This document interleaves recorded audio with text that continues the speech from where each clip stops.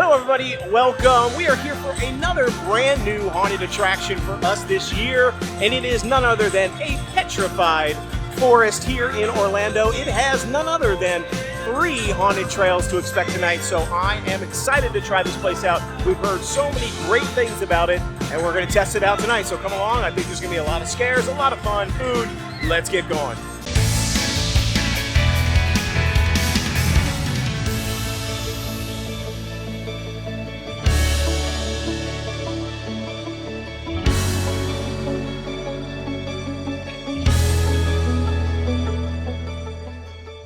All right, we are officially inside, and as I said, this is our first time here, so we're learning about this together today.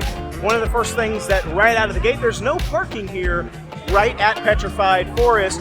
There is parking for some special needs and accessibility, but for everyone else, there is no parking for this location, so you do have to park down the street. It's not too far. There's 2 different parking locations, completely free, and they have trolleys and buses that will take you to the Petrified Forest, or you can walk. And I will say we walked because we were in the first parking lot, which is a little bit closer right down the road. It only took us like 2 minutes to walk it, so I highly recommend just taking a walk down there. But if you want to take the trolley or the bus, you can wait for a few minutes. There was one leaving the station right when we got there, not too many people in line for it, but we just decided let's go ahead and walk it and see how far it is. And it didn't take long at all, so definitely recommend that. Now, one of the things that I thought was really cool that we found out is there's 3 haunted trails here, and apparently they tear this entire place down every year and they rebuild the trails from scratch. So if you don't get to see the trail here this year, you missed it. It's going to be different next year, which I think is great that it changes every single season, all 3 houses. Now that may mean that it's not great because they don't have a lot of time to kind of pull it together. Maybe it doesn't get bigger and better every year. I'm not sure, so we'll find out when we go in there. It could be, we just went to Dent Schoolhouse in Ohio, and you can really tell that that particular location has been there a long time. They keep adding to it, and it keeps getting better and more well-themed.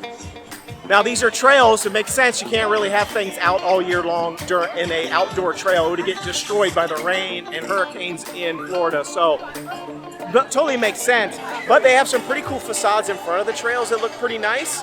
So I'm expecting some good things. Again, we've heard tons of great things about it. Now, ticket price is not too bad. It's $35 for the Prospect Pass, which gets you access to all 3 haunted trails. They also have an Initiation Pass, a Devoted Followers Pass, and a Supreme Leader Pass, which go from $47 to $59 up to $75. And they each one get you different things. So you start to add things like the backstage tour. They also have laser tag, midway games, and some sort of interactive ambulance. I'm not sure what that is, but we're gonna walk out and see if we can find out all the different things. I don't know if we'll be able to do them all because we ended up just getting the Haunted Trails Pass just to check those out because we don't have a lot of time. All right, now we are waiting for our color to be ready. So when we came in, they gave us a ticket and then they stamped that ticket with a particular color. And so here's one of my tickets right here, Petrified Forest, there you go. Admit 1, and on the back, they stamped it yellow. So I am a yellow color, which means they have a wheel out front of each one of the haunted trails. And when it spins to our color, we're allowed to go into the line to do the haunted trail. So we don't get to jump straight into the trail, but we have to, that's when we can officially get in line. Then you think, well, wait a minute, then you're standing around a long time and then you gotta wait for your color to come back around on the next one. No, so it actually, the way it works is after you do your first one, I think they're gonna stamp this and let everybody know that we waited in line for the first one. Every trail from then on, we get to go into the Fast Pass line, which I hear is only 5 to 10 minutes long, 10-minute wait. So we get to skip the normal line. So you only have to really wait in line for one of the trails one time. After that, you get to really quickly go through the Fast Pass line, which I think is a great system. We didn't have to pay for that. So they don't have a paid Fast Pass system, at least that I've seen here. There's no paid Fast Pass, no paid front of the line. Everybody's on equal playing field.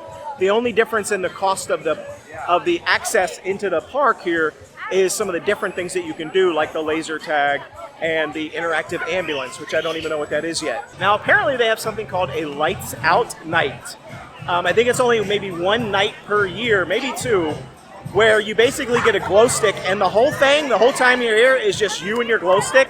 And apparently the monsters are trying to take the glow stick from you. So apparently it's pitch black here.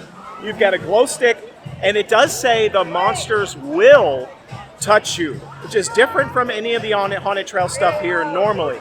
And it says not for the faint of heart, so it sounds pretty dodgy to me. Monsters can touch you. All you have is a glow stick. I don't know, it sounds sketchy.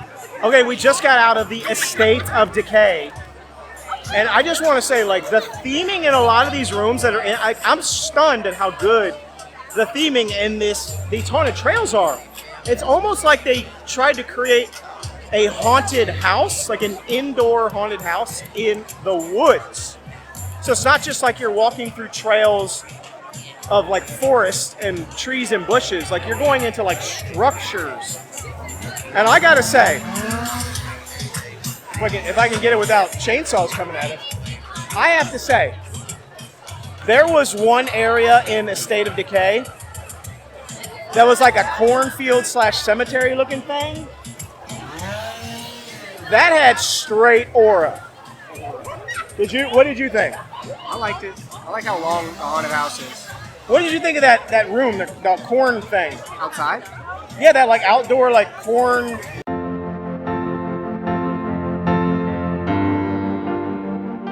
Cemetery thing? Yeah, that was my favorite part. That thing, I mean, there was.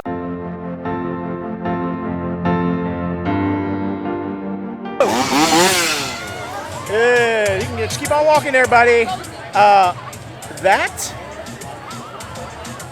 There wasn't like a lot of scares happening in that area. Yeah, it was very quiet. But it was very eerie. Like I'm telling you, that was like grade A, top tier aura for a haunted house in my opinion. Like that was, and then there was a chainsaw at the end of that, which did get me. Yeah. It did get me. Unfortunately. There was like crows. Did you hear the crows?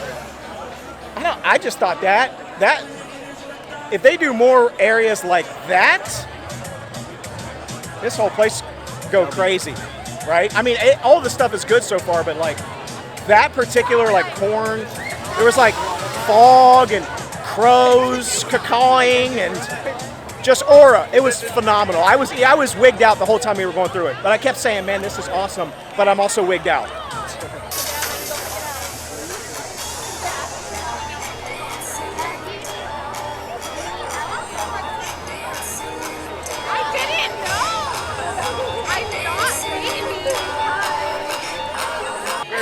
We're finally getting a little bit of time to look around here after our first houses, and I'm seeing tons of food booths here and drink booths, and some of the things that have caught my eye already is there is a garlic knot / sliders little food truck right here that has, I don't know, chicken parmesan, meatball, all sorts of things with garlic knots, and it smells amazing. I really want to get in line and get some of these things, but I also saw there's some sort of s'mores marshmallow truck right next to that.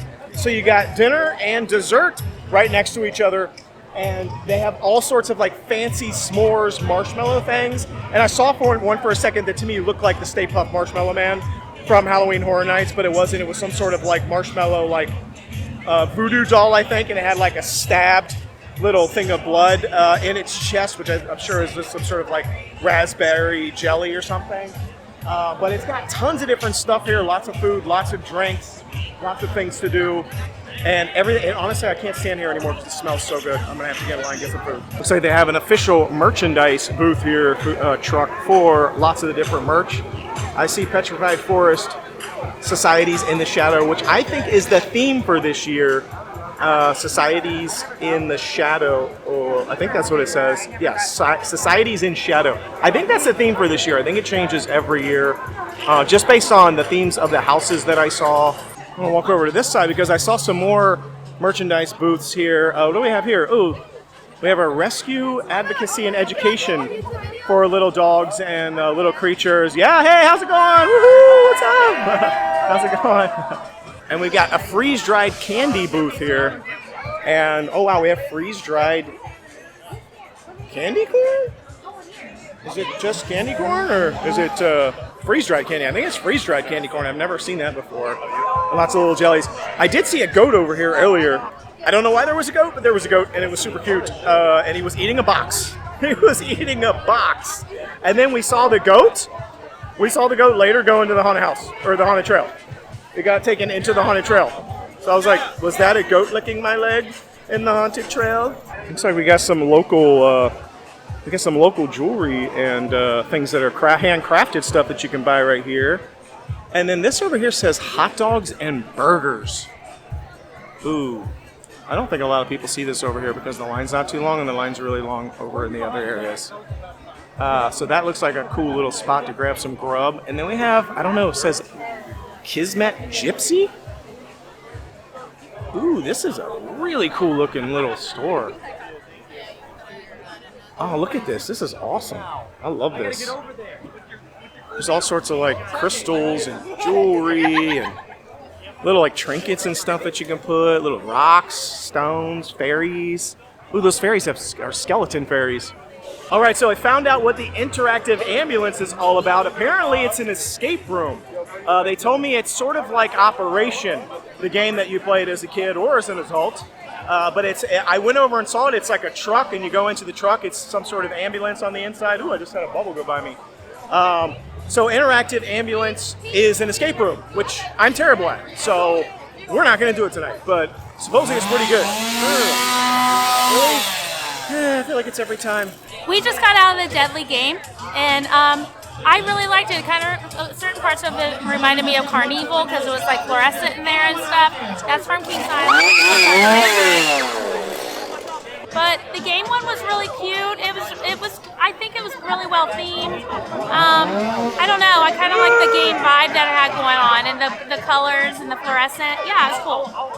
All right, we're about to head into our last haunted trail called LifeLine, and it says that this one is about some sort of doctor who founded this village or something.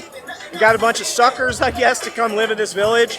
But there's a bunch of weird, disgusting monsters, or like, I don't know, technologically advanced monsters that he has to protect them from at some point. So the townspeople want him to protect them, but then he turns, I don't know, something happens with them.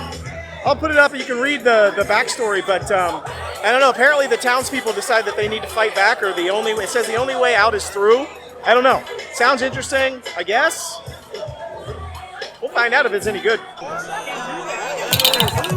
All right, so we definitely saved the best for last, in my opinion. That was fire. That was the best one. I think we've all said that it was the best one. Yeah, it reminded me of Resident Evil 7, if anyone's ever played that. Well, I think we've all decided that was the best one as far as theming goes. It's really dark and eerie in there. There was a rope that went beside you on the right the whole time, so you would know where to go because it was so dark. And I kept running into it, thank goodness, because then it would show us where to go. I still like A State of Decay better. That was probably my favorite one, but the one we just did, I don't know what it's called. Something, but it reminded me of Resident Evil 7, which is a video game. I don't know why. I don't know. I don't think that was a bayou, which Resident Evil 7 is set in a bayou, but I don't know. It just gave me that vibe. Everything is just like nasty. Like the people are just, I don't know. If you played that, you'd understand what I'm talking about if you've been here. Okay, so for me, that was my favorite trail. I loved that one. I thought it was awesome. I still think that overall, the like cemetery slash outdoor cornfield area was the best. That was hands down for me, just straight up where I loved it. But that last haunted trail for me was so cool. I got so many scares in that one. I literally freaked out. There was many times where I completely freaked out. And it was giving me Village vibes. Has anybody ever seen the M. Night Shyamalan movie, The Village? Everybody had like blindfolds on, and there was some sort of story going on where they had to wear blindfolds and they weren't allowed to be out there without their blindfolds on. And so they kept doing all these there was like cool storylines happening that I would like to go through the trails more than once so I could get more of the storyline. But you only get to go through each trail one time. So I think that was really cool. It left me kind of wanting for more. But there were some really cool themed areas in there that I was just so shocked that they were able to pull together. Look at that, there's some fire. I don't know, somebody just came out like, has fire stuff. I want to see if I can get a video of that. So overall, I had an awesome time. And you know what my favorite part? My favorite thing about the haunted trails, one of my favorite things, not my favorite, one of my favorite things, it was so fast. Yeah, it was really well run. How long did we wait in line maximum for any of the trails? 5 maybe? 10? I don't even think 10. That's only because we accidentally got in the wrong line. We did get in the wrong line one time. That's how bad we were. But it was like 5 to 10 minutes. And that's all we waited. Then we were in the fast pass lines, and it was, to me, that was phenomenal. It's not very large in there. One of the things that I'm going to be totally transparent and honest that I was not expecting. I was expecting haunted trails. I thought we were gonna go on like long, winding outdoor trails through deep woods. That really wasn't it at all. It really was haunted houses that are built inside of some woods and not like huge woods. So it's a lot of winding back and forth through like artificial walls. So it was different than I was expecting, but I think that was actually better. But I really dug it. I thought it was awesome. I love the last house. The last house was so dark and it kept doing like flashes. So then I was like blind again for a minute. I really thought it was great. Overall, really loved this experience. A Petrified Forest here in Orlando area. Definitely worth doing. Didn't really cost that much. Let us know what you think. Are you a fan of the Petrified Forest? How do you compare it to some of the other haunted houses in the areas? Let us know what you think. So be sure to like, subscribe, share, and until we see you next time, the Noble Way. It's the easy way. Bye-bye, everybody.